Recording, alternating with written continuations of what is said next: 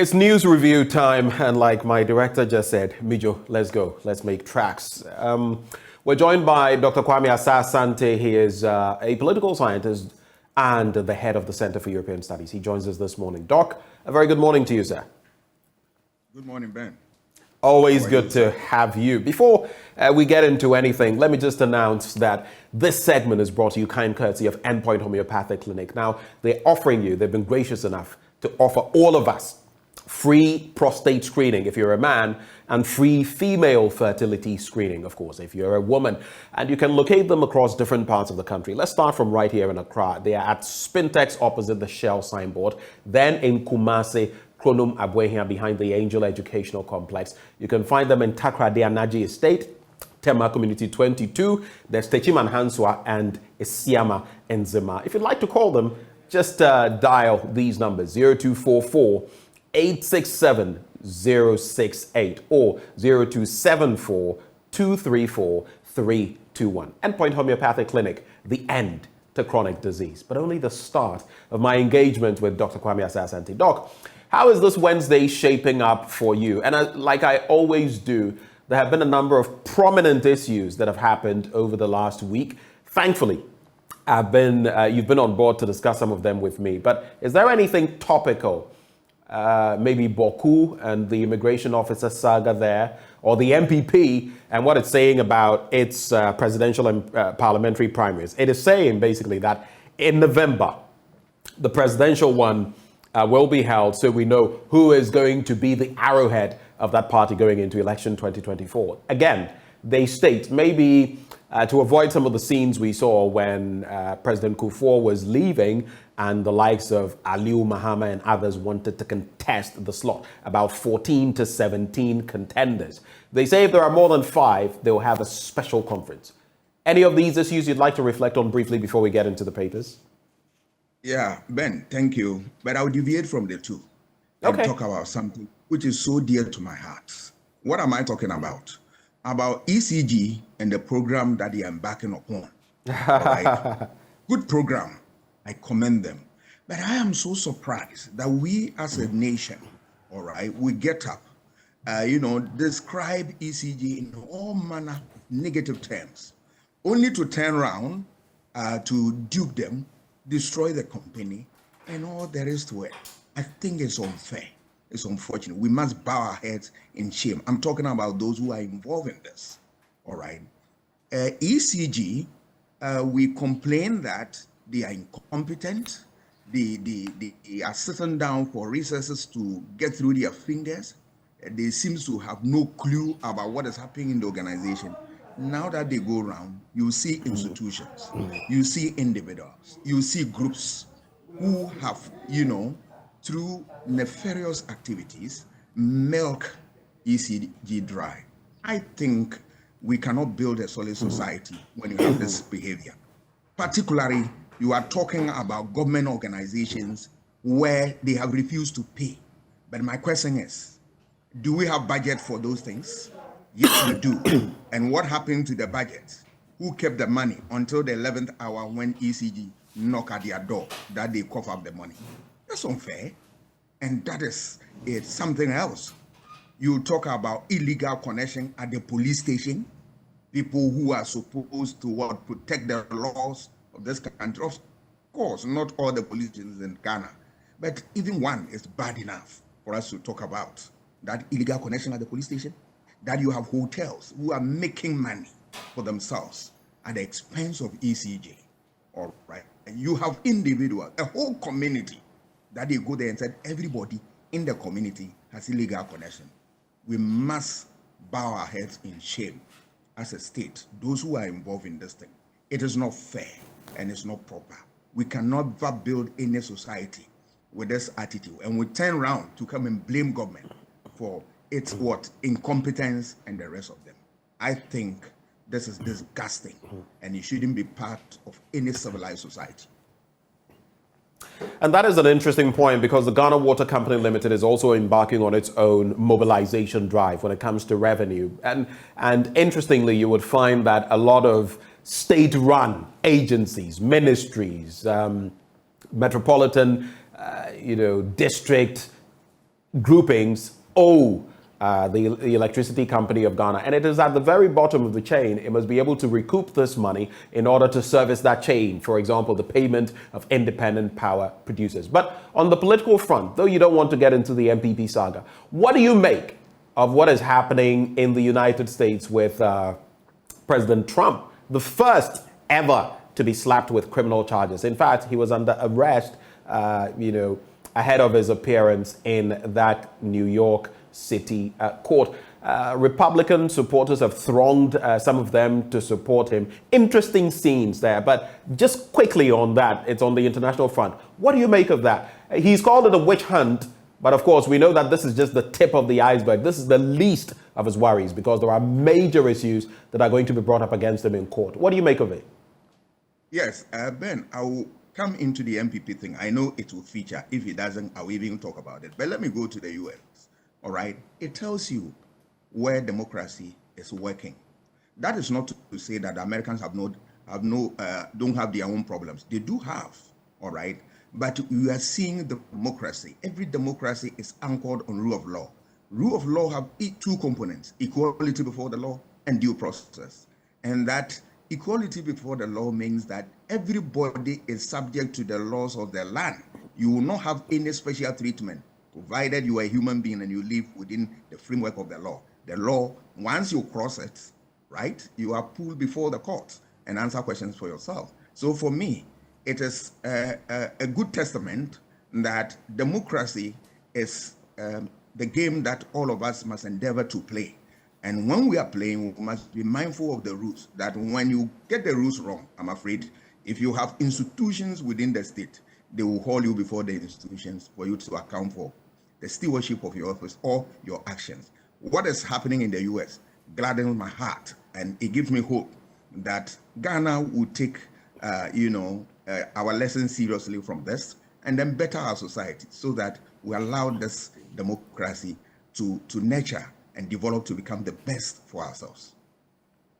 Interesting thoughts. Let's get into the newspapers now.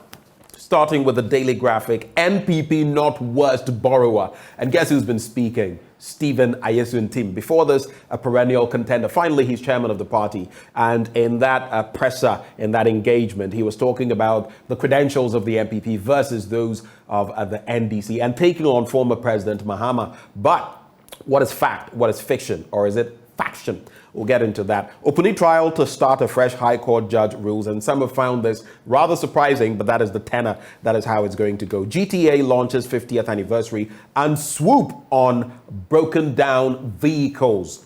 NRSA, that is the National Road Safety Authority, the MTTD Act towards crash-free Easter. And you would recall that it is one of such instances that took the life of Ebony Rains. And it happens. I mean, you don't have to be a prominent person. It was a bit of sand on a road, because it's not just vehicles. Sometimes you have a major road and someone is undergoing some sort of construction and put sand, other building materials on the road. And before you realize it, you don't see it, you try to swerve it, that could lead to an accident. Similar situation, Ebony Rains. Others may not come to the fore because they may not be that prominent, but these are death traps. Sometimes driving at dawn, you would spot some of these vehicles very late because there's no lighting, there's no triangle, there's nothing.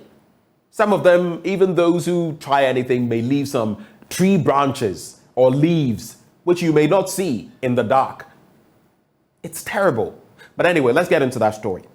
So the National Road Safety Authority and the Motor Traffic and Transport Department of the Ghana Police Service have started an operation to compulsorily remove all broken down vehicles from the country's highways. The Director General of the NRSA, David Osafo-Adonting, who made this known to the Daily Graphic yesterday, said the exercise, which starts from today, was meant to prevent road crashes, injuries, and deaths, especially during the Easter festivities. He stressed that in line with Regulation 1021 and 10 of the Road Traffic Regulations 2012, that is LI 2180, the authority would exercise the power to remove breakdown vehicles to safer locations and, quote, surcharge the owners or persons in charge of the vehicles or trailers with the cost of removal and storage for immediate payment prior to the release of the vehicles or trailers to the owners or persons involved. What do you make of this? And Did we have to wait till now? Maybe better late than never, but these instances, Doc, like I've mentioned, have claimed many. In fact, this morning, the stretch I used had one of these. It was loaded with something I didn't know. It created traffic, at least from where I was, for about 6-7 minutes. I just didn't pay attention to what it was loaded with, but it was there. And so all of us were forced to squeeze into one lane, 3 lanes, actually 4 lanes, forced to squeeze into one lane. Your take on this, Doc? I think, one, we are a very insensitive people. Why am I saying this?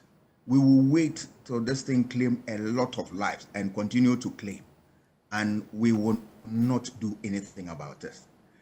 Touch wood, if any of the big elites, political elites, is affected by this, you see the rush to fix this problem. And that type of behavior is not fair. You don't govern like that, all right? And here I'm talking about those whose duty it is to make sure that there is a monitoring, there is supervision, and there is all there is to it that will make the road, usable. We don't seem to find that. But meanwhile, people draw salaries based on this work, and then what? They refuse to do this work, right? And then you don't have a supervising authority that will go around and check whether what is supposed to be done has been done. It is a problem. I don't know how we want to fix it, but the earlier we did something about this, the better. Because look, one life is more important to change our fortunes for us and make our society a great society.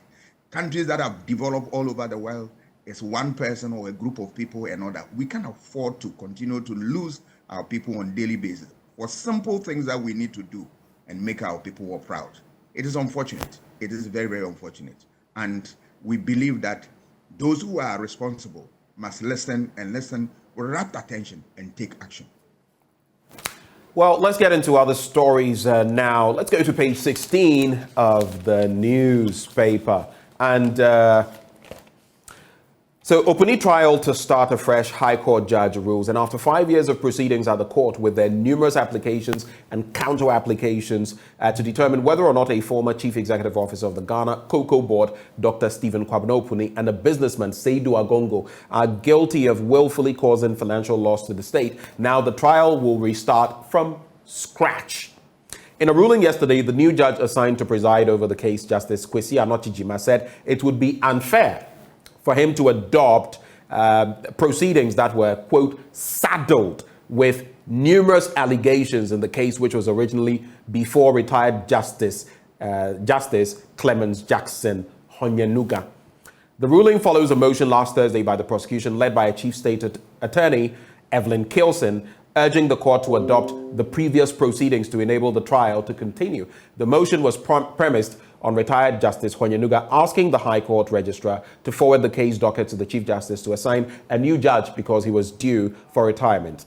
Now, following the reassigning of the case to a new court, defense lawyers led by Samuel Kujo and Benson Nuchukwi resisted the prosecution's argument to adopt the previous proceedings to enable the trial to continue and prayed the court to start the trial de novo or afresh. And that is exactly what has been granted. So, like that song used to say, there was this music producer who would go like, the saga continues. The saga here continues as far as the Opuni court case is concerned. But let me wrap with this one. NPP not worst borrower. Now, the governing New Patriotic Party has refuted claims by the opposition NDC that the Akufo-Addo administration has borrowed more than any other government in the history of the country. The assertion that the government was the worst borrower, the NPP said, was an attempt by the largest opposition party to, quote, misinform and, quote, mislead Ghanaians. Again, the NPP said it was part of a grand propaganda campaign by the NDC to court disaffection for the government and a disingenuous tactic to distort the facts. Now, using the rate of debt accumulation to buttress his point, Mr. Ntim said there was no doubt that the NDC during its tenure from 2009 to 2016 accumulated more debt than any other administration. Quote, former President Kufuor inherited a debt stock of approximately 5.4 billion Ghana cedis in 2001 and added about 81%. The NDC inherited a debt stock of 9.7 billion in 2009, and by 2016 it had increased the debt to 122 billion. That represents an 819% growth in the debt stock, he said. The NPP government, which the NDC characterizes as having overborrowed, has added just about 304% to the debt stock. That is the situation. Reactions to these two stories, Doc? Yes, I'll start with the debt situation. I'm surprised the chairman is talking this way. Is it the case that the NPP has not borrowed more than necessary? All right, debt to, GDP growth, all right, is that where we're supposed to be? I think that it is something that the chairman should not make any attempt of defending. What they need to do is that something has gone wrong. They must admit and then find ways of addressing them. But the issue of discussing this and defending it, you get everybody angry and annoying. It's annoyance to the public that when the economy has been mismanaged in such a manner that we need to go to IMF, that the party said that never, some members of the party said that never, we will never go there. And then we are there, and the chairman gets up and then you want to defend this. That's unfair. You are speaking as if that, all is well. But we don't govern like that. You govern with what? Sincerity, all right? Honesty. So that if there's a problem, we all bear with you and we work and support you. But if you want to pretend that there's nothing there, then it's nothing but annoyance to the public. I think that the chairman will look at these things, and next time when he's talking, he will be measured with some of these things. It is unfortunate he made those statements because where we are now, we are not in good times at all. The economic fortunes of individuals keep dwindling by the day. And the least we want to hear is such comment that doesn't augur well for us. I know we are in difficult times. I know government is trying its best, but they must be quiet on these things and walk the talk instead of defending the indefensible. I'll talk about the Upuni issue, not the issue, but the process, the judicial process, which is slowing, and it has caused the dissatisfaction of the Attorney General. Yesterday, I listened to him, and he was not happy that cases could drag like this and create all manner of problems.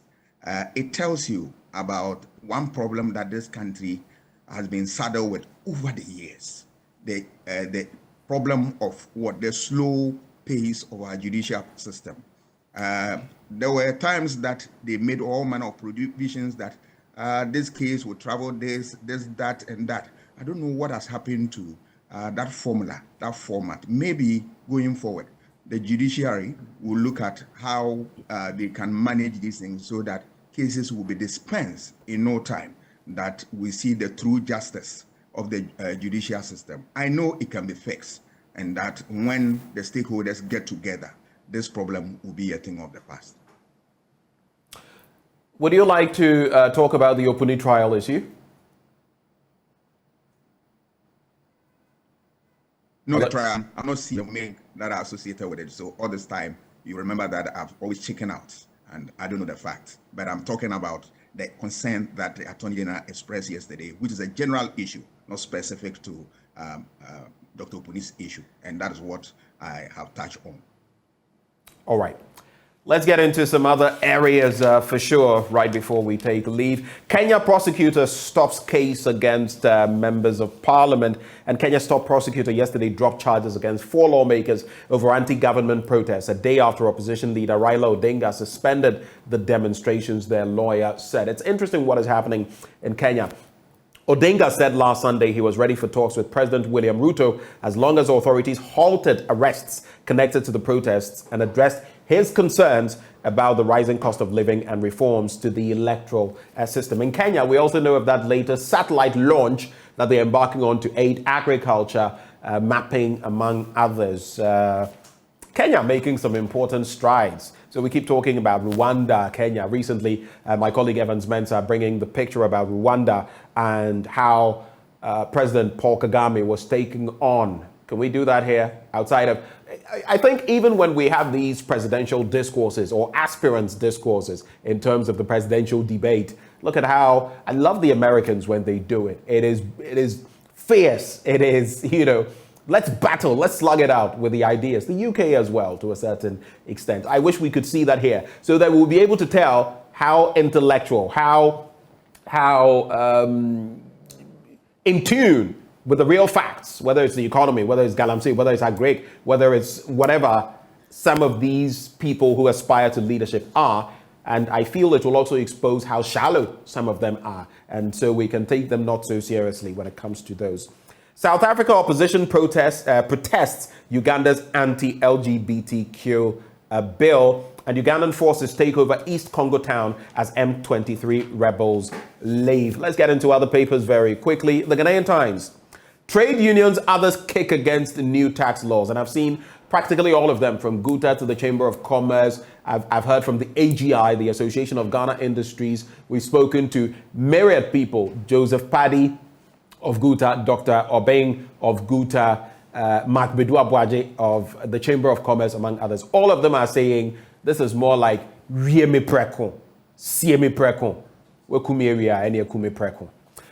Those are the sentiments being shared. There's also Easter messages, roll out measures to alleviate hardship. Clergy tells government and the private sector. Norway Supreme Court dismisses appeal case against Ghana, and NPP performs better despite global economic challenges. That is according to Mr. Nteam. Just before you come in, Doc, so that statement by Mr. Nteam, I just wanted to go back to these facts and figures, though. I meant to mention it and it skipped my mind. Between 2000 and 2008, under former President Kufuor, the amount added to Ghana's debt stock was 4.82 billion. And the total debt at the time was 9.7 billion. So curtains on 2008. From 2009 to 2012, a period of 3 years, John Evans Atta Mills added on 26.25 billion, bringing the sum to 36 billion. If you look at 2013 to 2016, which is when J.D. Mahama was in charge, it was 86.17 billion, bringing the total debt stock to 122.17 billion. So from 36, 86 was added, and then 122.17 billion was the total debt stock. And finally, from 2017 to 2022, November, the MPP under Nana Dankwa Akufo-Addo added 453.5 billion. As I speak, we've added over 570 plus billion Ghana cedis, bringing the total to 575.7. So I'm a bit curious about the permutations, how the chairman of the party looks at it. Of course, he puts together both the John Dramani Mahama bid and the former president Atta Mills bid. But even if you combined the 80 plus the 86 plus the 26, 113 thereabouts, and if you look at the difference, the 453 that has been added on, you do the math. Anyway, so those are the stories in the Ghanaian Times newspaper. I'll just tease out the salient details very quickly so we can take a look at them. Starting from page 3. So in a unanimous decision, the Supreme Court of Norway refused to grant leave to Messrs. Youngsbro AS, a party to the judgment of Norway Court of Appeal given in favor of Ghana on November 2, 2012. This was a preliminary decision by a 3-member panel of the Supreme Court's Norwegian Civil Procedure Rules. The case concerns the litigation over the purchase of a property previously identified by the Republic of Ghana for use as a chancery building in Oslo. Per the Norwegian law, if a court of appeal gives a judgment in a civil case and same is appealed at the Supreme Court, the court would first make a preliminary decision by taking into consideration whether a new or major issue of law is raised in the matter, as you would find in other jurisdictions as well. So that is the instance. And the Court of Appeal on November 2, 2022 awarded cost of $250,000 in favor of Ghana. Let's go to page 13 now, talk about business-related issues. And, okay, so trade unions, others kick against new tax laws. Some trade unions in the country have expressed their discontent with the 3 revenue tax bills recently passed into law by Parliament last Friday. The income tax, let me not mention them, but together they are supposed to yield about 4 billion. People in the space have said, just like the Eve levy, will not get here, but the trade unions are against it. And finally, roll out measures to alleviate hardship. clergy tells government and private sector. And the clergy has appealed to the government and the private sector to roll out interventions to alleviate the prevailing hardship in the country. Very recently, we also heard from Sir Dr. Sam Jonah saying, yes, deal with the economy, but give a human face to it. Any reactions to these stories, Doc? Yes, I will start with the new taxes that the laws have finally come out. All right. My worry is that all the time, government doesn't want to listen to stakeholders. And I ask myself, why? Are we doing private business or we are doing public business? Public business requires that you add stakeholders, and it's in consonance with good governance agenda, which finds expression in the preamble of the 1992 Constitution. All right. So I will always expect government that it doesn't matter how difficult the situation is, involve stakeholders. The beautiful thing about involving stakeholders is that they become part and parcel of the problem, and they find solution. When you finally arrive at the solution, they are part and parcel of that solution. They own it. They are prepared to defend it anytime that policy comes on attack. So to all intents and purposes, that type of program is always good when you are governing. You involve people. People have expressed concern about the taxes, the incidence of the tax, the effect on people. Why is government doesn't want to listen to these things? All right. If you come out with a tax, which at the end of the day tend to affect the industry players, and of course by extension the people who consume the products of this industry, what have you achieved? You are worsening the lives of people, and it will have negative implications on society. So I think government must be sober and reflect on this and take important decisions in this regard. You talk about the MPP, that stories did not feature, but you mentioned it as one of the topics if I could consider. Now is the time for me to come to look at it, about the NPP statement that some categories of people would have been barred to contest for election and the rest of them. I find it very, very strange that this is a party that wants to maintain power. So why do you want to divide your front with such a policy? The policy in itself is nothing but something that will, create unnecessary problems for the party. Why would you want to prevent people who have served the party faithfully, who have worked to support the party through thick and thin, and now want to express their interest by canvassing for votes and then be voted for? It is not a crime. Just allow the level playing field to exist for them to compete. If they win, fine. If they don't, because once you do that, the implications are that you kill every loyalty within the party, that people are not going to be loyal anymore. I am loyal. I'm serving my party well with the hope that one day I'll be given opportunity to lead the party and also be served. It is normal in politics. That is people's dreams and aspirations. You don't cut them short by this type of policy. Two, you also create unnecessary tension within the party to the extent that people will now find ways of gang it up and then kick against whoever is the incumbent that you want to protect. Let us also remember that parliamentary business is not done for people, it's not done by only people who have been in parliament. People outside the parliament support them.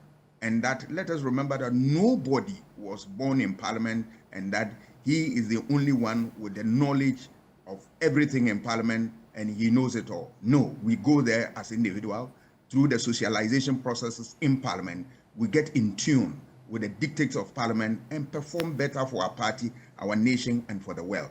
So if you want to cut this short by preventing people to achieve the maximum that they want in politics, I'm afraid of a backlash. I think that this policy will lead MPP nowhere, than it is nothing but a suicide mission they want to embark upon. I will advise that they should take a second look at this and refrain from it if they really want to break their eight. Let's wrap with just a few stories. So Donald Trump arrested in New York. We've talked about that. NPP set for 2024 with election dates Free SHS has improved education. That's according to a UCC Don. And let me just take a little bit of that as we get ready to wrap. So, Director General of the Institute for Educational Planning and Administration at the University of Cape Coast, Dr. Michael Boakye-Adam, has stated that learning outcomes have improved despite the introduction of the free SHS, which has increased enrollment. His reflections on our educational system contradict the assertion by Professor Ato Esuman, Chairman of the West African Examination Council, who recently stated that the debate over free secondary education is primarily about access and not enough about the content and outcomes anticipated. I'm going to put an interesting question to you when I'm done with this, but let me just wrap with the other headlines. The Finder: tourism to attract 1.2 million arrivals, generate 3.4 billion in 2023. That's the tourism minister, Dr. Awao. And the Daily Statesman: don't fall for NDC deceit, Stephen Ntim urges electorate. I'll wrap with the Ghanaian publisher and be truthful to Ghanaians, NPP to NDC, and Chief Imam grateful to ADB. But on that point about free SHS, I have a lot of my friends, colleagues, seniors who are in academia telling me the standards have fallen badly. And you see some of them when you go into certain institutions at the tertiary level. So tell me, Doc, you are a lecturer. When you read the scripts nowadays, my friends tell me that some of these ones who are coming from SSS or senior high school can't even write the most basic. A friend of mine in a certain department at the University of Ghana says she now has to take students in her department. She now has to take them through basic writing skills for about a month or so before she can even start the actual program with them when they come to level 100. So tell me, is that reality, or are people just cooking all of these things up? That's how we'll wrap. The truth of the matter is that, one, I like this as a free SHS program because it's affording everybody the opportunity to be able to have education, which otherwise would have been a difficulty. That is a good one. If I look at my class level 100, which is about 1,000, almost 1,500 at main campus, about 600 at city campus, and distance about 600, I am so happy that you have a large number of people which, because of this program, they are at the university. The problems that people are talking about the quality and the rest of them, is a generational problem, and that we cannot attribute it to only the system. It has been, handed on by generation to generation and the rest of them. And the good news is that the universities have recognized this over the years, and they are making sure that we fix it. Look at Eugene. Eugene noticed this thing long time before the introduction of this problem. And then they introduced what? UGRC, University Required Courses, that will enable people to write report, be able to think critically, logically. Critical thinking has been introduced, algebra and the numeracy skills and all that. All these things to help and then proper people to become the best for society. So I think that it is not a problem that you want to, attribute to this program alone. That would be unfair. It has been a generational problem, and that the university have taken political notice of it and is working at it. What we need to do is that we need to also strengthen the basics from basic level, and then they dovetail into the university one. And that one to be fair with government. Right. Government has also done its best in improving standard from basic level up to this level. So let us look at it as a global problem, and that we want to deal with it hand on, looking at what the global situation. But attributing it to this system, that would be very much unfair. Thank you so much, Dr. Kwame Asah-Asante. It's always good talking all this intellectual stuff with you and getting into issues of politics, current affairs, social matters. Thank you so much, and have a wonderful day. You too. Dr. Kwame Asah-Asante is a political scientist. He is also the head of the Center for European Studies at the University of Ghana. Before we get into sports, Endpoint Homeopathic Clinic helping us bring you this segment. They're offering free prostate screening, free female fertility screening as well across their branches. Here in Accra at Spintex opposite the Shell signboard. Then you go to Kumasi, Kronomabwe here behind the Angel Educational Complex. In Takrade, they are located at the Anaji Estate in Tema Community 22. Then Techiman Hanswa and Esiama Nzema. Reach them on 0244 867-068 or 0274-234-321. Endpoint Homeopathic Clinic, the end to chronic disease. Let's settle for sports up next.